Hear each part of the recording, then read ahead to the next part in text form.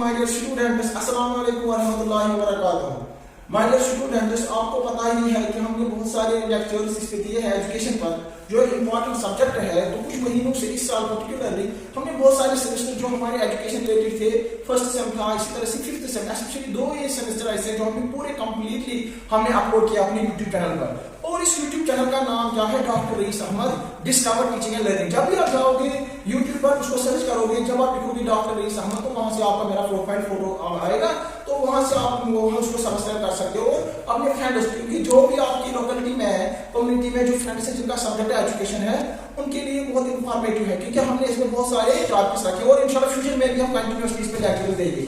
तो आपसे रिक्वेस्ट है कि ये जो हमारी चैनल है डॉक्टर रईस अहमद, इसको आप सब्सक्राइब भी कीजिए और शेयर भी कीजिए। इसके साथ साथ हमें पता है कि कुछ दिन पहले हमने स्टैटिस्टिक्स का जो सिस्टम का था, उस पे हमने बहुत सारे लेक्चर्स अपलोड किए।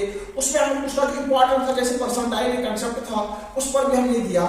इसी तरह से उसमें जो कोरिलेशन, दो वेरिएबल्स के दरमियान या बहुत सारे वेरिएबल्स के दरमियान जब हम मैथमेटिकली रिलेशन निकालते हैं, उसको हम कोरिलेशन बोलते हैं, तो उसका भी कांसेप्ट हमने डिस्कस किया। तो correlation is the relationship between the two और मोर वेरिएबल्स। सो यहां पर हमने ये भी डिस्कस किया कि उस कोरिलेशन को निकालने के लिए हमारे पास कुछ मेथड है, जैसे रैंक डिफरेंस मेथड है, प्रोडक्ट मूवमेंट मेथड है। तो ये इंपॉर्टेंट मेथड है, उनके फार्मूले हैं, तो वो भी हमने डिस्कस किए हमारे YouTube चैनल पर, वो आपको अवेलेबल है। तो आज का जो मेरा शॉर्ट वीडियो का मकसद ये था कि मैं आपको बोलूंगा कि जो हमारे स्टूडेंट्स हैं, जो बच्चे हैं, तो एक मतलब एडवाइस है मेरी तरफ से कि किस तरह से बहुत सारे लोग लिख रहे हैं कि सर ये जो लर्न करने का एक बेहतरीन तरीका क्या होता है, किस तरह से हम मेमोरी में ज्यादा रखें, क्योंकि इंटेलिजेंस हर किसी के पास होता है। अब तो डिपेंड होता है कि हम जो पढ़ते हैं, बुक से पढ़ते हैं या लेक्चर से सुनते हैं, उसको हम कितनी देर तक रिटेन कर सकते हैं, उसका मेथड क्या है, किस तरह से एग्जाम को अच्छी तरह से क्वालिफाई कर सकते हैं, अच्छे एग्जाम, और जो हम पढ़ते हैं एग्जाम के लिए, उसको हम किस तरह से ज्यादा से ज्यादा लर्न कर सकते हैं। तो how can we increase the capacity to learn, ability to learn, किस तरह से ज्यादा कांसेप्ट अपने माइंड में रख सकते हैं, उसका मेथड क्या है। अच्छा, और जो आपको मतलब कुछ ऐसे एग्जाम होते हैं जहां पर आपकी सिलेक्शन होती है, या कुछ जॉब के मतलब एग्जाम होते हैं, या एंट्रेंस टाइप होते हैं, तो उनके लिए भी जो मेरे पास एक ट्रिक है, मैं आपको बोलूं क्या करना है आपको। उसके लिए आप जैसे फिफ्थ सेम वाले हैं, सिक्स्थ सेम का जो आने वाला एग्जाम है, वो किस तरह से पढ़ सकते हैं, उनके लिए एक एडवाइस है क्या करना है। उसके लिए एक मेथड है, how to increase the ability to learn, how to memorise the things more and मोर।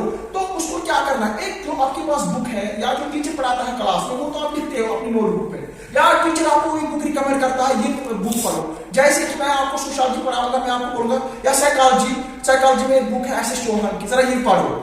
जब आप उसको पढ़ना शुरू करोगे पहले यूनिट से, चाहे इंटेलिजेंस पढ़ोगे, लर्निंग पढ़ोगे, पर्सनालिटी पढ़ोगे, तो जो आप पेज वहां से निकालते हो, पढ़ते हो, उस सारे पेज को आपको अपने सामने एक रफ रखना है, कॉपी रखनी है, पेन। फिर जो मेन पॉइंट्स वहां पर टॉपिक आप पढ़ते हो, उस टॉपिक में से मेन पॉइंट जो है उनको हाईलाइट करना है। फिर उन हाईलाइट पॉइंट्स को आपको अपनी कॉपी पे राइट डाउन करना है, लिखना जरूरी है। जब आप पॉइंट्स को लिखोगे अपनी कॉपी पर, छोड़ दिया वो कंसेप्ट, पढ़ा आपने एक पेज या 2 पेज, फिर दूसरे दिन आपको दूसरा कंसेप्ट पढ़ोगे, उसको भी इसी तरह से आप हाईलाइट करोगे अपनी कॉपी पे, राइट डाउन करोगे मेन पॉइंट जो है।